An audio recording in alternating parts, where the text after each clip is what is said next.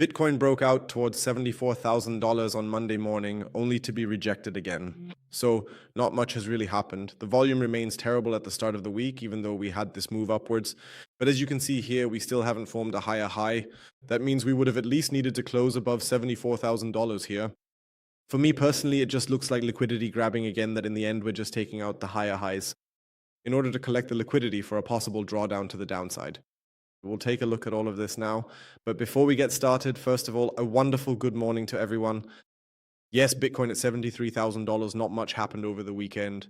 So volume is still very, very low. The news situation is unchanged, even though there was a bit of positive news again yesterday that Trump supposedly formed an alliance with several countries that would then pass through the Strait of Hormuz. Since this morning, we know that somehow it was just nonsense again. So at the moment, it's really neither here nor there. The news situation is still pretty opaque. One thing is clear, the Strait of Hormuz remains closed and the oil price is rising. Meanwhile, gold, precious metals, and commodities are also continuing to rise. That means the uncertainty, the global uncertainty, is still present. Nevertheless, we are seeing breakout potential in some altcoins, like Tau yesterday. But whether that's really already the case, whether it's already the start of the altcoin season that some people are talking about again, that's still up for debate. Before we get started, as always, feel free to give the video a like and subscribe to the channel if you haven't already. And of course, feel free to join the free Telegram talk and Signal group as well. If you're interested in updates, news, and signals, you're welcome to join. You can find the link for free at the bottom of the video description. All of this is, of course, free. Let's go inside. So Bitcoin, as I said, at $73,700. What is currently moving the markets? Ultimately, it's still the same sentiment. On the one hand, there's the whole oil issue. We don't even need to discuss that. And the futures are currently positive. Green, and this is despite the fact that the price of oil has continued to rise. This morning we were just above $100. We're no longer seeing the extreme volatility we saw just a week ago, where the oil price would open at $120 or something like that on Monday. The oil reserves have been released in many countries. Nevertheless, we continue to see rising prices, or rather we are still stuck in a positive trend channel, if you want to put it that way. And that will remain the case as long as we don't see any easing in the Strait of Hormuz. The next issue is that possibly that the part of the Red Sea might also be closed off, meaning this narrow sea passage where in the end the Houthis are already preparing something again. So the whole situation is still very suspicious, or rather still very opaque. What follows from this, of course, is the whole issue. Inflation. This week, we have several ECB decisions. The most important, of course, on Wednesday, ECB interest rate decisions this week, with the most important ones in the US on Wednesday at 7 p.m. when Powell speaks, or rather when the interest rates are announced. Plus, this Wednesday, we also have the producer prices, and that will already set the trend. Yes, these are still old data that have nothing to do with the current situation, but if these producer prices are already rising, then you basically know how things will develop in the coming months. Namely, that inflation will continue to rise.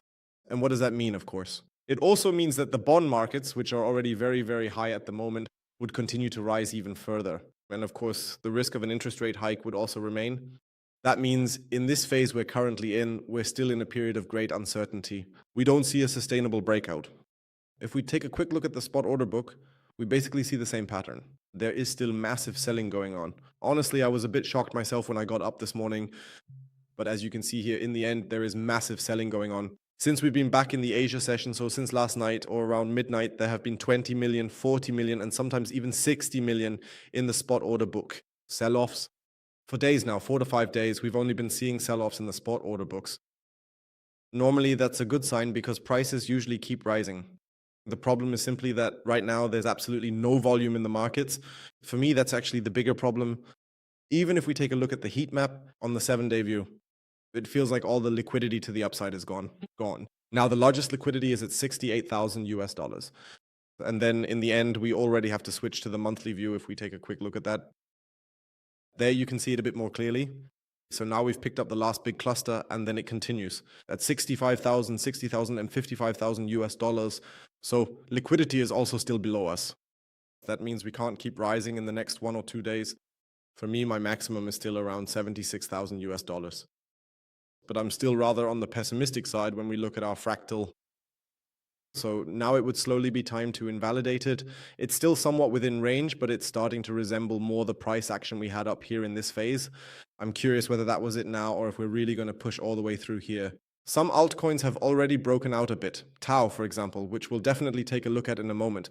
But with Bitcoin, I still stick to a maximum of these 76K before we just drop down another level here, simply due to the overall situation. This week, Japan is also coming into play with their interest rate decision, where of course it's not expected that they'll raise rates. But as I said, if we take a quick look at the dollar here on the right, which is already back above 100, you know what that means in the end. This is intervention time, so you have to be careful, but we'll take a closer look at that in a moment. All right, let's move over to the altcoins now. Ethereum with a breakout now towards $2,260. That means we've finally formed a higher high here. At least that's a start for the altcoins, which in my opinion are looking at least a little better at the moment. Although you have to say here as well, the volume is terrible. So everything seems more like a bit of relief. We're grabbing liquidity now in order to then do a rollover. So I would still be a bit cautious here. What we definitely sold again yesterday, at least in part, was Tau. Tau even hit a textbook target for a possible wave yesterday. Wave 5 reached up here at $289. We went up to almost $294. That means the first sales were triggered here. After we had the 1, 2, 3. Now possibly forming a 4 here and then maybe another 5.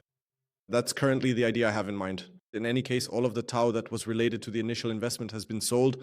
That means if you bought Tau with $100 down here in the buy zone, you now basically have almost $100 profit. Take out your initial investment and you're good. Just as an example, depending on how you did it, but Tau is definitely the first one that has been successfully cashed out here, you could say at this point. Let's move over to the traditional markets. Let's start with the Forex markets. The dollar is still above 100, which basically means for me that uncertainty remains.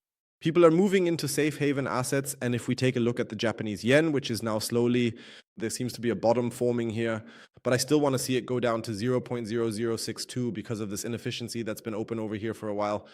Let's see if we can still get that, as I said, on Wednesday, or rather Wednesday night into Thursday.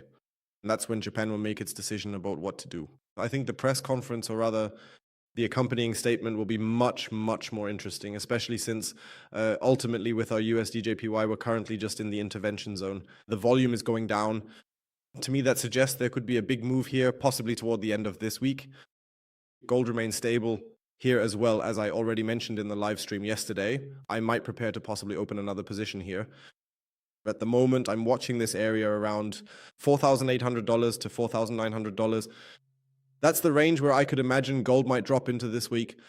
The uncertainty is clearly still there, but people are tending to move into government bonds or safe havens like the dollar, Swiss franc, etc., and so on. At the moment, that would be the option for me, where I would say, okay, maybe I would start a new long position here. Simply because of the whole issue that Japan is essentially doing something because of a carry trade. That's something we need to pay a bit of attention to. And that this whole sell-off, which we may also be seeing in gold over the past few days, although it's not really dramatic, we should mention that at this point, but a slight sell-off or falling prices could possibly be the next hedge for the next move upwards. Silver is basically behaving exactly the same as gold at the moment. Let's move on to the traditional ones. That is, let's start with the DEX. At the moment, no long position is planned. This one here we had added up here. We can just drag it over a bit. Otherwise, the short is still running with 2 TPs. I specifically checked again just now. We took 2 take profits. The third one will probably only happen down here at 22,000 points if we somehow get into that region. It's still too early, but just keep it in mind as a backup. It stays that way. Then the Dow Jones is also not really at our target yet. The sell-off, yes, but it's still not really dramatic yet. Same with the NASDAQ. Not much is really happening. Let's be honest, even the S&P 500 is a bit green again in pre-market trading. The futures, as we just mentioned, are green for now, but we are below support. It will be interesting to see what kind of news comes out today in the end, or if Monday turns out to be another fake move Monday before we see the reversal on Tuesday. Bitcoin is definitely ahead, but if we also take a look at the volatility index, to me it still doesn't look like things are calming down. At the moment, Bitcoin is kind of doing its own thing. You have to say that up front. We're actually in a good position for the current market phase, or rather for this phase of uncertainty. But as long as in the volatility index, gold, precious metals, stocks, currencies, that is Forex, continue to rise as sharply as the US dollar, I'm really not convinced about that. Convinced. Otherwise, as I said, take a look at the markets yourself. Microsoft is a dip opportunity. And for the rest, we'll just have to see step by step. But as long as oil also remains this high, I see things looking bleak for now. All right, otherwise, I'd say that's it from my side. We'll hear from each other again tomorrow with a fresh update. Otherwise, as I said, feel free to leave a like on the video and subscribe to the channel. I would definitely appreciate it. That's the best way you can support me.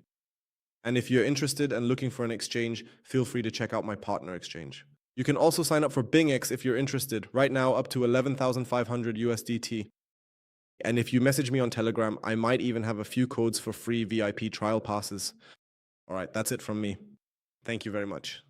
As I said, we'll hear from each other again tomorrow. Until then, ciao ciao, and as always, stay cool.